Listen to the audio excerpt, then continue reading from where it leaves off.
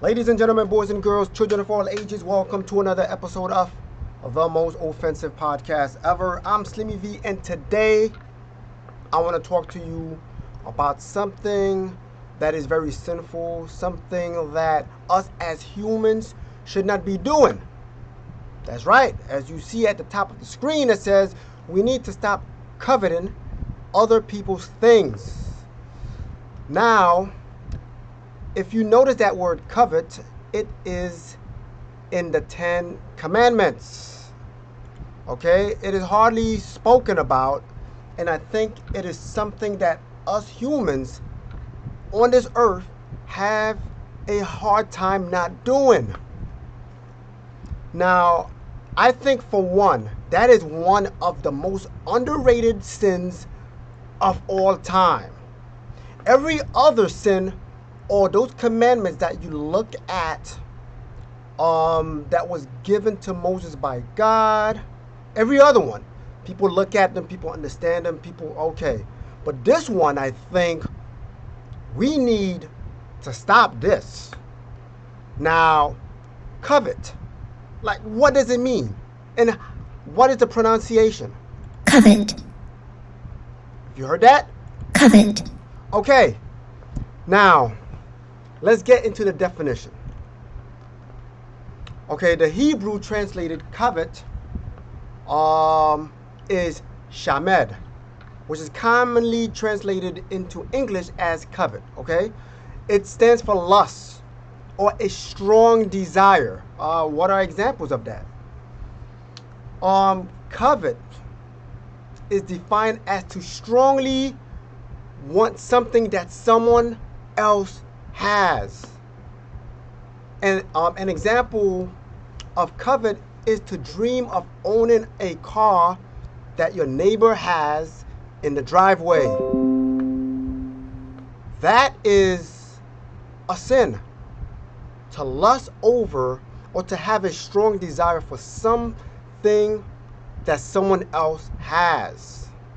We need to stop that. Why? Now, it could cause you to start to hate somebody. It could cause you to be jealous or envious of other people. Right? Some of you may still be asking, why? So what's the problem with that, right? Seriously, what's the problem with that? I mean, to have hate in your heart or be jealous or envious of what someone else has, there's no telling what those spirits is willing to put in your heart to drive you to do something or harm them for something that they have. Okay?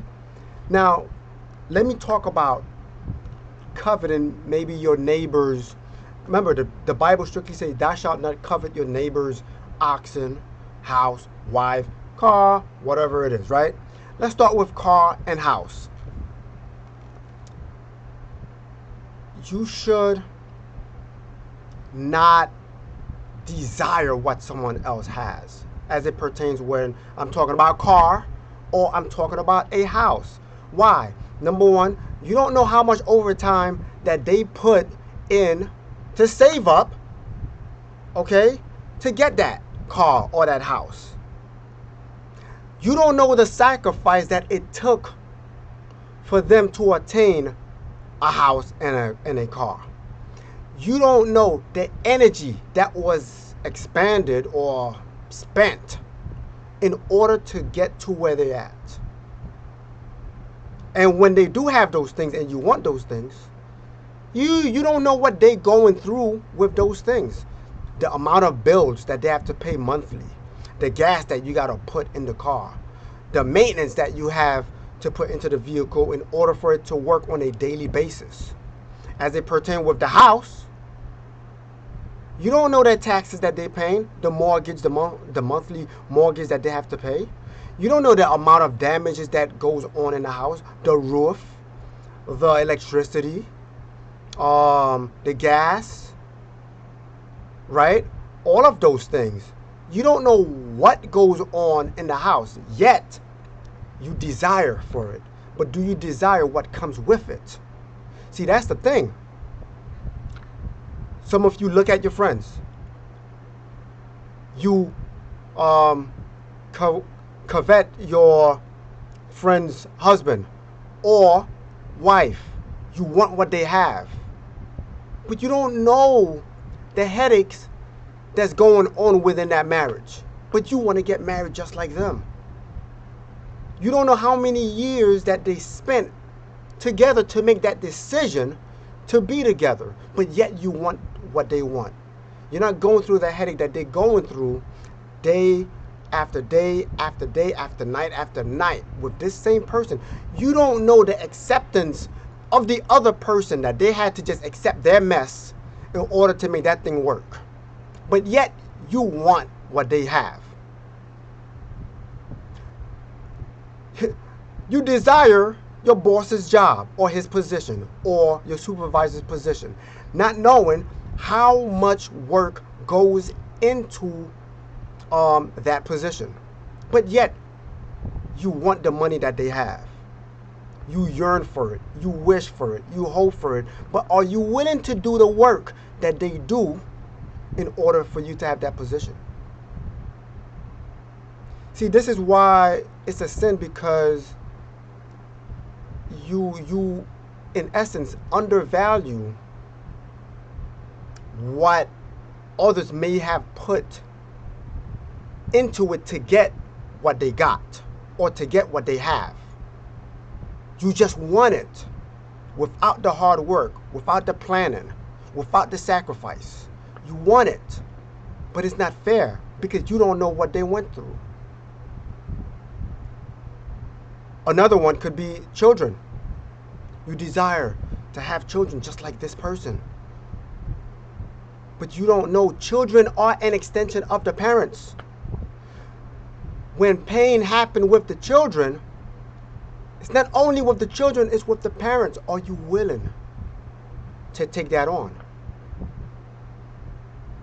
Are you willing to feel that pain that that parent feel with their child?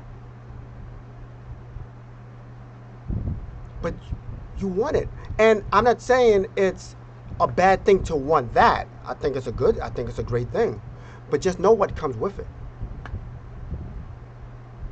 You want your friend's lifestyle or friends. So, oh, this person's always going out. You know, I want to be like that too. Yeah, but you don't know. You do not have the money. See, you have to think about it this way. Every single person on this planet is different. Every single person on this planet did something different to attain what they have. Not everything is equally given or equally received. You could do step 1 and attain 100 things. This person may have to do step 1, 2, and 3 to gain that same 100 things. It is what it is. This is how the world is. The world's not fair. I don't know if your mother or father ever told you this, right? So some people may have wished that they had a lifestyle like Tyler Perry. Like, oh my God, this guy is so rich. My goodness. But at some point, a lot of these people, celebrities, some of them went through homelessness for weeks, for months. Some of them had to attain or went through so much failure in their life. Are you able to handle failures before the success? Some of you have failed but given up. These people that you see that are successful, they failed many times before they attained this. So, coveting is a sin. And it's a sin on yourself because you are not willing to do what others do, but you want the same results. You don't want to take the bad, but you just want that prized possession. You want the car, you want the house, you want the riches, you want the fame, you want the children, you want the marriage, you want the lavish lifestyle. But are you willing to fail? Are you willing to accept losing? Are you willing to take on defeat Are you willing to climb that mountain? Are you willing to get ashes on your knuckles and blood and sweat and tears? Are you willing to lose a couple of people in your life in order to get what they have? This is why we need to be happy when other people attain success. Be happy for them. Don't be subliminal in your happiness like, yo, dude, I'm happy for you. Yo, don't forget us. You know, we here in the hood. Don't, y'all make it and y'all leave. Try not to forget where you came from, brah. I see you driving that Corvette. Don't forget where you came from. All right. Look, some people driving that Corvette and still live in the basement of their mother's house. So thinking that they have it all good is not. Some people just post the good pictures. Some people post a family portrait. But that's all it is. Just a picture, a moment in time. But the overall time, if you could see what really goes on in that household, the arguments, the crying, and of course there's laughter and everything, but mostly people just post that good thing and they say, oh my gosh, I want that lifestyle that Jay-Z and Beyonce have. Oh my gosh, I want that lifestyle like Kanye and Kim have. Oh my goodness, I want Melinda and Bill Gates lifestyle. And you've seen they have gone through trials and tribulation and turmoil. Everyone goes through it. What you're seeing is just a snapshot of a little happy moment. So don't always want what they have. If you do want what they have, be willing to take in the problem. Okay?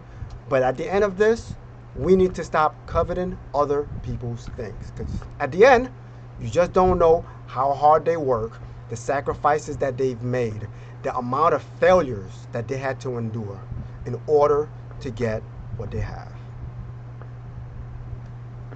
If you're not offended, you're not listening. I'm Slimmy V, and this is the most offensive podcast ever. God bless, stress less, and let Yahweh give you rest. I'm out. Peace.